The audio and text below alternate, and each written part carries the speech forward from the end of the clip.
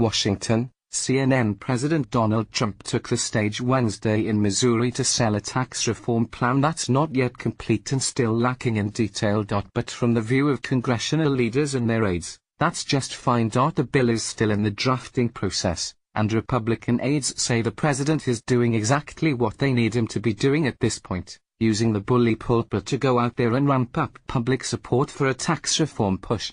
President Trump is taking the case for tax reform straight to Main Street, House Speaker Paul Ryan said in a statement after the speech.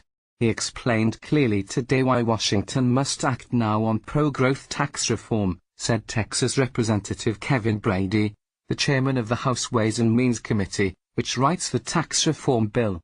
I share the president's goal of wanting this endeavor to be bipartisan, said Utah Senator Orrin Hatch, who chairs the Senate Finance Committee. Desperate for a legislative win, Congress and the White House are trying to paint a picture of a more united front on tax reform than they had on health care. They've formed a group dubbed the Big Six that includes Trump's chief economic advisor Gary Cohn, Treasury Secretary Steven Mnuchin, the two leaders of the House and Senate, Ryan and Majority Leader Mitch McConnell, and the two chairmen of the tax writing committees, Brady and Hatch. Trump, who's scheduled to meet with all six next week, said he was fully committed to work with Congress on the issue, but still took the liberty to poke at lawmakers in his speech and throw more pressure their way. I don't want to be disappointed by Congress, he said. Do you understand me? The Big Six has held meetings for months, and the two committees in the House and Senate have worked on tax reform policies for years. But if tax reform is anything, it's not simple. And it's unclear when exactly the House Ways and Means Committee, which will release the first body of legislative text, will put out the initial draft for committee markup. House Republicans laid out a blueprint last year, but the White House put out its own one-page proposal back in April. It's a process that's further complicated by heavy input from lobbyists and outside groups who have a wide variety of interests in a major overhaul of the tax code. While Republicans are seeking to build a brand of unity on the issue, Democrats are calling them out for not including both parties. Work with Democrats, Mr. President. Your office hasn't called, Oregon Senator Ron Wyden tweeted during the speech.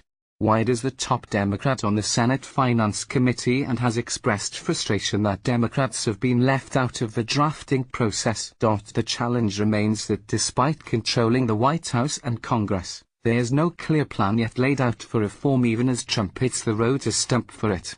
Republicans have been promising tax reform for years, but the last significant tax overhaul was 30 years ago, an effort that took more than 2 years to get through Congress. White House officials said last month they'd like to see a bill in September, but aides in the House and the Senate are being cautious about committing to any sort of timeline. Tax reform is just one of many major items on the legislative agenda this fall, with a slate of big debates happening in September alone, like passing a budget and raising the debt ceiling, the devastation wrought from Hurricane Harvey, and the disaster relief funds that will need congressional approval, further busies out the calendar.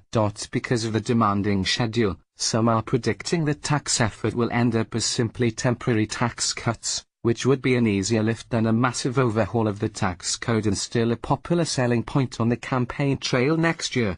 Congressional leaders, however, have been bullish that reform will be the final result. To pass the bill in the Senate, Republican leaders plan to use a special procedure called budget reconciliation that would allow them to approve the tax changes with a simple majority of 51 votes instead of the 60 often required in the Senate. But to use reconciliation, the bill needs to meet certain requirements, including an assurance the tax overhaul would not increase the deficit after the first 10 years. Cohen, in an interview with the Financial Times last week, said it will be paid for through a mix of closing certain loopholes and any economic growth that results from tax reform. Critics, however, say there's no guarantee that economic growth will be enough, and Democrats are eager to preemptively protect any massive budget cuts to offset any tax cuts. Republicans should not use fuzzy math or blatantly partisan estimates to provide the mirage of deficit neutrality, Senate Minority Leader Chuck Schumer said on the conference call Wednesday with progressive advocates. It should actually be deficit neutral. Both ends of Pennsylvania Avon,